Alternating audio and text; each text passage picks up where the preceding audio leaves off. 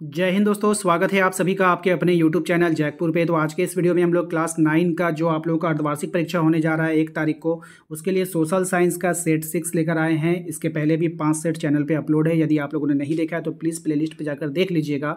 सभी विषय का वीडियो वहाँ पर आपको प्लेलिस्ट में मिल जाएगा। लिंक हमने डिस्क्रिप्शन में भी डाल रखा है और वीडियो के लास्ट में भी आपको दिखेगा, तो आप वहाँ पर जाकर देख लीजिएगा।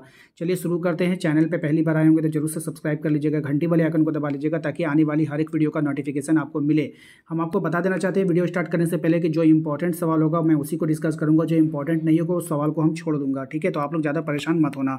चलिए स्टार्ट करते हैं। सबसे पहला सवाल है हमारा, उत्पादन की पहली आवश्यकता क्या होती है। तो उत्पादन की जो पहली आवश्यकता होती है, आप किसी भी चीज़ को उत्पादन करोगे तो आपके पास भूमि होनी चाहिए। ठीक है, तभी आप उत्पादन कर सकते हो। अस्थायी पूंजी और कार्यशील पूंजी में किसके स्रोत हैं। तो अस्थायी पूंजी और कार्यशील पूंजी जो होते हैं वो भौतिक पूंजी के स्रोत होते हैं। अगला सवाल है हमारा, पालमपुर में गैर कृषि क्रियाएं क्या है। तो पालमपुर में जो गैर कृषि क्रियाएं जो है वो है आपका परिवहन, दुकानदारी और लघु निर्माण। तो उपरोक्त में से सभी हो जाएगा। भूमि मापने की मानक इकाई क्या है। तो भूमि मापने की जो मानक इकाई होती है वो उसको हम लोग हेक्टेयर बोलते हैं।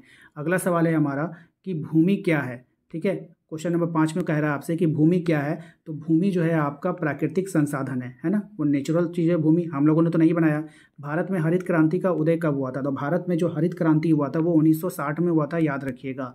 अगला सवाल है हमारा, हरित क्रांति के दौरान किस फसल पर अधिक जोर दिया गया था। तो हरित क्रांति के दौरान कौन सी फसल पर अधिक जोर दिया गया था। तो गेहूं और चावल पर। किस पर जोर दिया गया था, गेहूं और चावल पर। औजार, भवन, मशीन किसका उदाहरण है। तो औजार, भवन और मशीन जो है वो अस्थायी पूंजी का उदाहरण है। पालमपुर में मुख्य क्रिया क्या है। तो पालमपुर में जो मुख्य क्रिया है वो खेती है। पालमपुर गांव के विभिन्न जातियों में कितने परिवार रहते हैं। तो लगभग जो है यहाँ पर 450 परिवार रहते हैं पालमपुर में, याद रखिएगा। अगला सवाल है हमारा कि पालमपुर में उच्च जाति के कितने परिवार रहते हैं। तो पालमपुर में जो उच्च जाति के 80 परिवार रहते हैं। ठीक है, पालमपुर से निकटतम कस्बा कौन सा है। तो पालमपुर से जो सबसे नज़दीकी कस्बा है वो शाहपुर है, याद रखिएगा, एग्जाम में पूछा गया क्वेश्चन है ये। रायगंज पालमपुर से कितने किलोमीटर की दूरी पर है। तो रायगंज पालमपुर से 3 किलोमीटर की दूरी पर है। ठीक है, अगले सवाल पे आते हैं। अगला सवाल है हमारा कि पालमपुर में अनुसूचित जाति के लोगों की संख्या गाँव की कुल जनसंख्या का कितना तिहाई है। तो राइट आंसर हो जाएगा आपका ऑप्शन ए, 1/3 है। नेक्स्ट है आपका, पालमपुर में कितने प्रतिशत प्राथमिक विद्यालय हैं। तो पालमपुर में जो विद्यालय हैं वो 2 हैं। ठीक है, कितने प्राथमिक विद्यालय हैं। तो 2 हैं। ठीक है, पालमपुर में कितने हाई स्कूल हैं आपको बतानी है। तो पालमपुर में 1 हाई स्कूल है। ठीक है, इनमें से कौन एक अस्थायी पूंजी है आपको बताना है। मुद्रा, यंत्र, कच्चा माल या फिर उपरोक्त में से सभी कौन अस्थायी पूंजी है। ठीक है, आपको यहाँ पे अस्थायी पूंजी बताना है। तो जो यंत्र होता है वो अस्थायी पूंजी होता है। ठीक है, इनमें से कौन एक गैर कृषि कार्य नहीं है। तो गैर कृषि कार्य इसमें से कौन नहीं है ये बताना है। तो फसलें उगाना ये कृषि कार्य में आता है। ठीक है, बाकी सभी दुकानदारी, परिवहन, डेयरी ये सब गैर कृषि कार्य है। नेक्स्ट है उत्पादन के संगठन।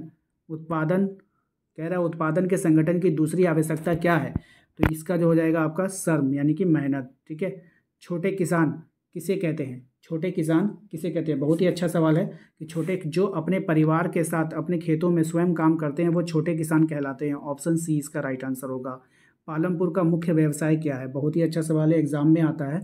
तो पालमपुर का जो मुख्य व्यवसाय है वो कृषि है। ठीक है, उत्पादन का उद्देश्य क्या है। तो उत्पादन का जो उद्देश्य होता है ऐसी वस्तुएं सेवाएं उत्पादित करना जिनकी हमें आवश्यकता होती है, यानी कि ऑप्शन सी इसका राइट आंसर होगा।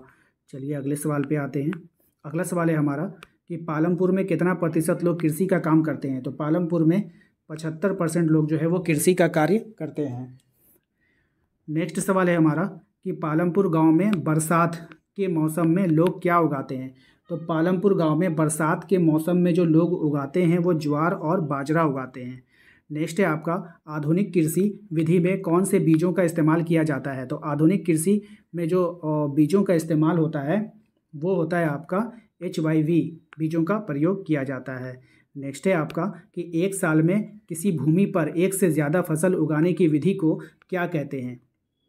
तो इसको जो हम लोग कहते हैं बहुविधि फसल प्रणाली कहा जाता है। ठीक है, नेक्स्ट सवाल है हमारा कि पालमपुर गांव में कौन सी फसल उगाई जाती है। तो पालमपुर गांव में जो फसल उगाई जाती है वो रबी और खरीफ फसल उगाई जाती है, याद रखिएगा।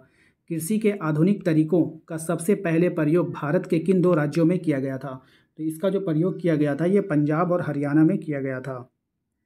पालमपुर गांव में यातायात का क्या साधन था? तो पालमपुर गांव में जो यातायात का साधन था, ट्रक, बैलगाड़ी, भैंस की बग्घी, उपरोक्त में से सभी थे, यानी ऑप्शन डी इसका राइट आंसर होगा। पालमपुर गांव में किसान अपनी बचत का प्रयोग किन कार्यों में करते हैं? तो पालमपुर गांव में जो किसान होते थे वो अपनी बचत का जो प्रयोग करते थे कृषि में भी और गैर कृषि में भी, तो यानी उपरोक्त में से सभी दोनों जगह करते थे। नेक्स्ट सवाल है हमारा, खरीफ फसल किस मौसम में होता है? बहुत ही अच्छा सवाल है, एग्जाम में पूछा जाता है। तो ये जो होता है वर्षा ऋतु में होता है, ऑप्शन बी इसका राइट आंसर होगा। नेक्स्ट है, उत्पादन की कितनी इकाइयाँ होती है? उत्पादन की कितनी इकाइयाँ होती है? तो उत्पादन की 5 इकाइयाँ होती है। रबी फसल की अवधि क्या है? अब रबी फसल कब से कब उगाया जाता है ये आपको बतानी है, तो नवंबर से अप्रैल, ऑप्शन बी इसका राइट आंसर होगा। छोटे कृषकों के लिए ऋण का मुख्य स्रोत क्या है? तो छोटे जो कृषक होते हैं उसके लिए ऋण का जो मुख्य स्रोत होगा जमींदार और उनकी बचतें होती है। ठीक है, नेक्स्ट है आपका, कृषि, पशुपालन, वृक्षारोपण, मछली पालन तथा खनन इत्यादि क्रियाएं क्या कहलाती है? राइट आंसर हो जाएगा इसका ऑप्शन नंबर डी, प्राथमिक क्रियाएं। जो क्रियाएं नेचर से जुड़ा रहेगा वो प्राथमिक क्रियाएं हो जाएगी। पालमपुर गांव में कितने परिवार भूमिहीन हैं? तो पालमपुर गांव में जो 150 परिवार जो है वो भूमिहीन है। मानव पूंजी का दूसरा नाम क्या है? तो मानव पूंजी का जो दूसरा नाम है वो उद्यम होता है। ठीक है, नेक्स्ट है आपका कि गेहूं, जौ, चना आदि किस प्रकार की फसलें हैं? तो गेहूं, जौ, चना आदि ये जो होते हैं ये रबी फसलें हैं। नेक्स्ट है आपका, कच्चा माल क्या कहलाता है? तो कच्चा माल जो कहलाएगा आपका वो कार्यशील पूंजी कहलाएगा। अगला सवाल है हमारा, HYV का क्या तात्पर्य है? ये मोस्ट इंपॉर्टेंट रहेगा आपके एग्जाम के लिए, अधिक उत्पादन करने वाले बीज होते हैं। नेक्स्ट है आपका, मदर डेयरी कहाँ की एक महत्वपूर्ण सहकारी संस्था है? तो मदर डेयरी जो है वो दिल्ली की एक सहकारी संस्था है। पालमपुर गांव में श्रम की व्यवस्था कहाँ से होती है? तो पालमपुर गांव में श्रम की जो व्यवस्था होती है छोटे किसान और भूमिहीनों से होती है। श्वेत क्रांति से क्या आशय है? श्वेत क्रांति से क्या आशय है? तो इसका हो जाएगा दुग्ध उत्पादन से, यानी कि मिल्क उत्पादन से। सविता को ऋण किनसे मिला था? तो सविता को जो थे ऋण मिला था वो डाला से मिला था। अगला सवाल है हमारा कि करीम ने कौन सा केंद्र पालमपुर में खोला है? तो करीम ने जो पालमपुर में केंद्र खोला है वो कंप्यूटर का केंद्र खोला है।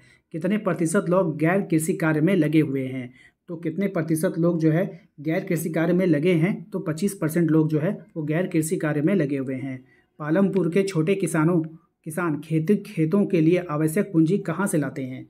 तो ये लोग आवश्यक पूंजी जो है गांव के साहूकार और व्यापारियों से लेते हैं, यानी ऑप्शन सी हो जाएगा।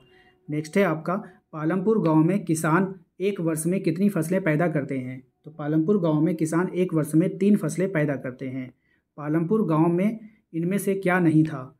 तो पालमपुर गांव में क्या नहीं था ये आपको पढ़कर बतानी है। तो रेलवे स्टेशन वहाँ पे नहीं था। ठीक है, नेक्स्ट है आपका, आधुनिक कृषि विधि क्या है? तो आधुनिक कृषि विधि HIV बीज, उर्वरक, कीटनाशक आदि के प्रयोग से अधिक उपज प्राप्त करना, ये जो है आधुनिक कृषि का माध्यम है।